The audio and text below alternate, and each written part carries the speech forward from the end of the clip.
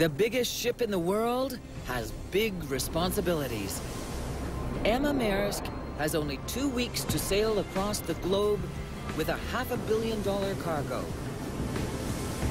She will sail through dangerous seas. We know what we are doing, but we are also aware of the risk doing that. While her crew will work overtime to maintain this high-tech marvel. I prefer actually to do the dangerous part myself. Whatever it takes, Emma has got to arrive on time, and the clock is ticking.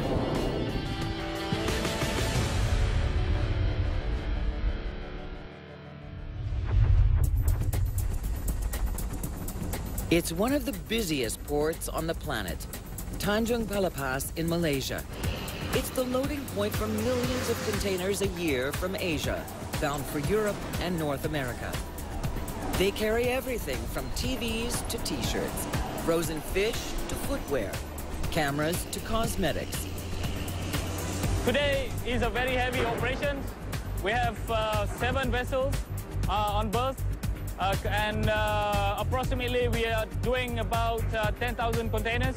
But the port's #1 job is to load the world's biggest ship, Emma Maersk. 397 meters long, 20 stories tall. Emma dwarfs everything around her. She can carry a whopping 12,000 containers. A freight train with a load this big would have to be 70 kilometers long.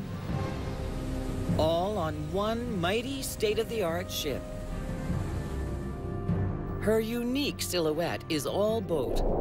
A sleek hull, a soaring superstructure amidships. She's clearly built for one purpose, to move enormous amounts of cargo as quickly as possible. Without those big boxes, Emma is an empty warehouse with a for lease sign in the window. In just 3 hours, she has to be loaded and gone. Today we have about 2,000 loading and 450 discharge. And the challenge will be that we need to sail out this vessel as soon as possible. She's got just 13 days to reach Spain, 13,000 kilometers away. In the boxes is $500 million worth of cargo, and delivering it late is not an option.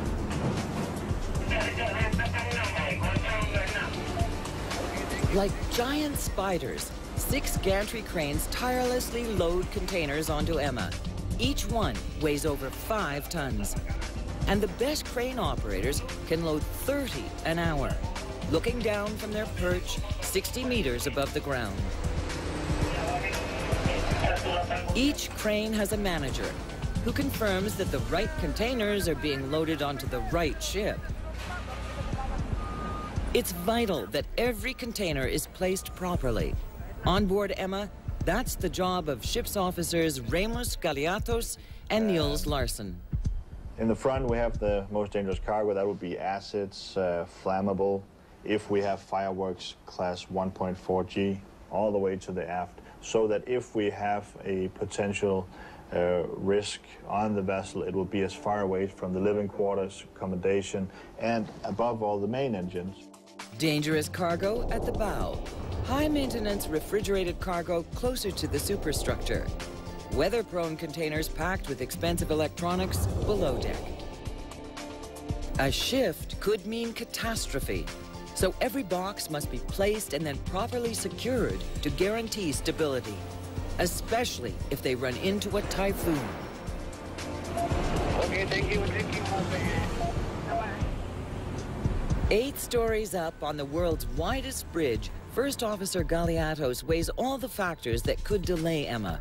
Right now, it's monsoon season, so he and the captain have to plan the voyage carefully. Hello, Ramos. Hello, Captain. So, are we ready for departure? Yeah, just finished. After 16 years of planning voyages, Danish Captain Jørgen Sonicsen is an expert. In fact, he was born for this job. We have a history back in Denmark for seamen and seafarers, all the way back to actually the Viking first, but then later on to the big sailing ships.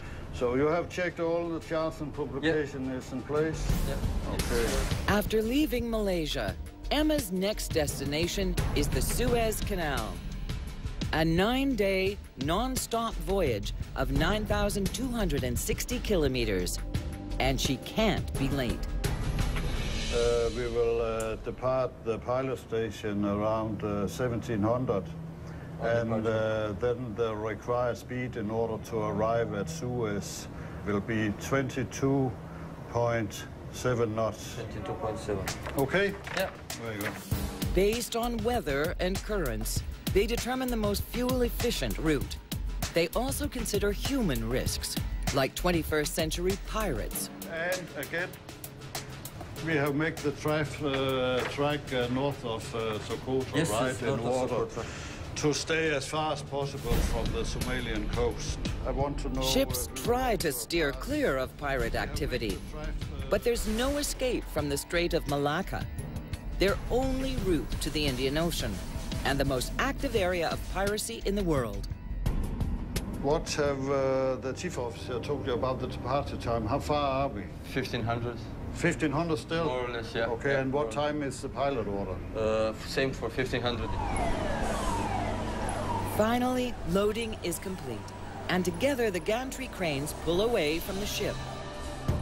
15 stories above the dock, Captain Sonicson has a bird's-eye view of their departure. All clear of the puller.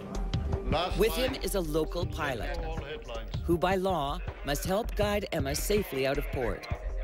Thank you, and tell me when the thrusters are clear. All right, pilot, we are going out. And Emma will need all the help she can get. Departing Tanjung Pala Pass in Malaysia is always tricky, and Emma's size means she faces extra hazards in the harbor. She has to be pulled away from the dock and turned 180 degrees before she can start her engine. 2 tugboats assist the ship's 4 starboard hull thrusters that push Emma sideways with powerful jets of water. The harbor's shallow, muddy bottom is dredged constantly, but Emma's size, weight, and draft are a deadly combination. Contact with the soft bottom could rip a hole in her hull. Her journey would be over before it's even begun. Captain Sonicson has to be very cautious. We know what we are doing, but we are also aware of the risk doing that. I'm just making sure that we are keeping ourselves in the middle of the fairway due to our restricted draft. Okay, second, tell me when the propeller clear. Emma completes her turn, and the world's biggest propeller, 10 meters in diameter and weighing almost 130 tons, can now go to work. If all goes according to plan, it won't stop turning for 9 more days. But the sea has plans of its own. As Emma leaves port, a monsoon rolls in, turning the visibility to almost zero. I can't see her, not yet. Port 10. Port 10. Midship. Midship. Steady sequence, please. The mist hides dozens of ships. A collision could spell disaster, but Emma's navigation system identifies the position of each vessel. It's a beacon every ship has with the name and call sign and data of the ETA and where they're going. 30 minutes later, as the monsoon blows by, Emma finally clears the port. The pilot disembarks, and she can now accelerate to her cruising speed of 40 kilometers an hour.